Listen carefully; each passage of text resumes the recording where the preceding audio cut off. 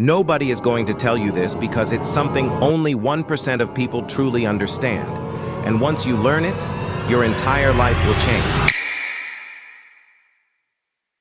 Have you ever looked at someone and wondered how they manage to influence everyone around them? How they're able to walk into a room and instantly shift the energy, win arguments without raising their voice, and get others to agree with them? You might assume it's luck, confidence, or natural charisma.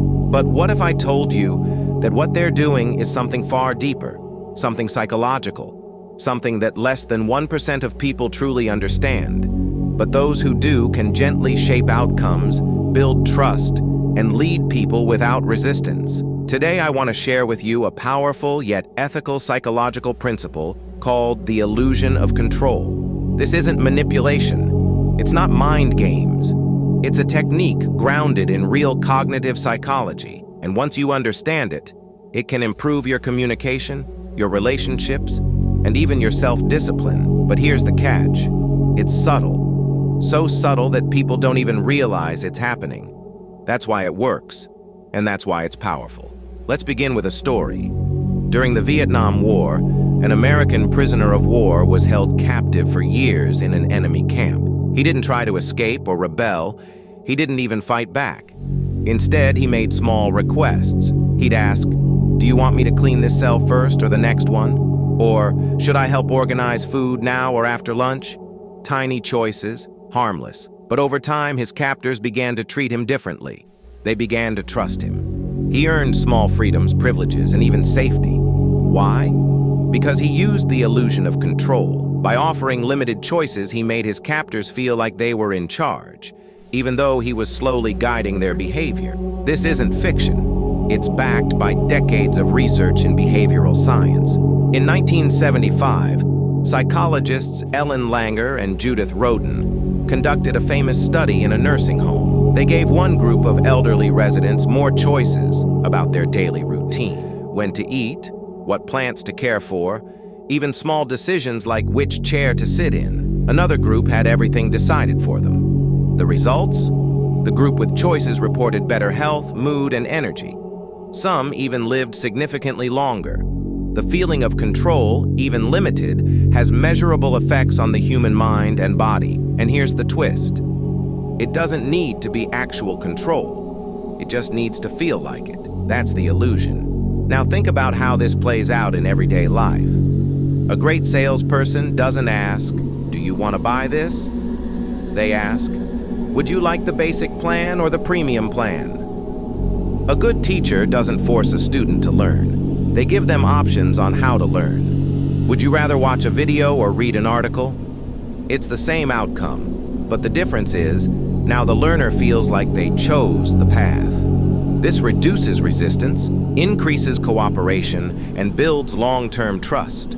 The brain is wired to prefer agency, even in small doses. Let's zoom in deeper. In romantic relationships, friendships, even parenting, the illusion of control builds harmony. Ever tried arguing with someone and felt them become defensive immediately? That's because they feel cornered. But the moment you give them a sense of control, "I understand your point. Do you want to talk now or take a break and come back to it?" You've lowered their defenses.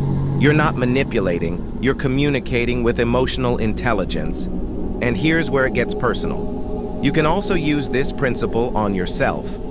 You've probably had days where motivation felt impossible, where you wanted to do something productive, but your mind shut down. Here's the trick.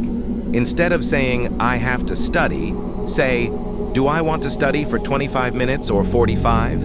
Suddenly, it doesn't feel forced.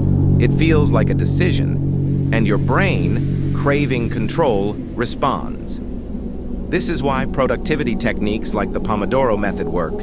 They give the brain small choices and manageable control. But let's be clear, this trick must be used ethically. That's why we're discussing it on a psychology channel focused on growth, not exploitation. Because the line between influence and manipulation is intention. Are you guiding someone toward a better solution? Or are you deceiving them for your own gain? If your intent is rooted in respect and clarity, this principle can transform the way you lead, negotiate, resolve conflict, and inspire people. By the way, if you're still with me, I've got something very special for you. The Sigma's Black Book of Untouchable Power.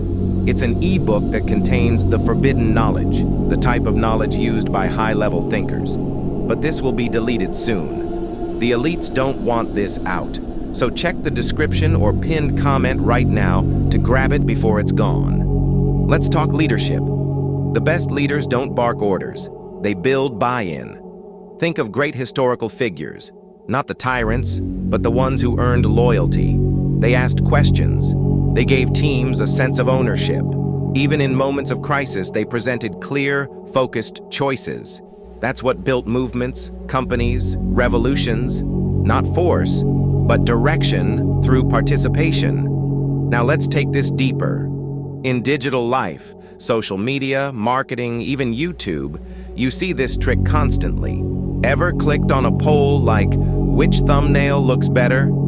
That's illusion of control. Creators know it. Brands use it. Politicians live by it. Why? Because when people feel involved, they stick around longer. They trust more. They engage deeper. It's not deception, it's participation. And when used with honesty, it creates powerful bonds between people, communities, and ideas. By the way, if you're serious about leveling up your mindset, join the 7-Day Mind Mastery Challenge and take back control of your life, one day at a time. This isn't just another ebook. It's a system built to reset your mindset, rebuild your discipline, and make you unstoppable. Don't wait. Your next level self is waiting. Still with me? Then you're not average.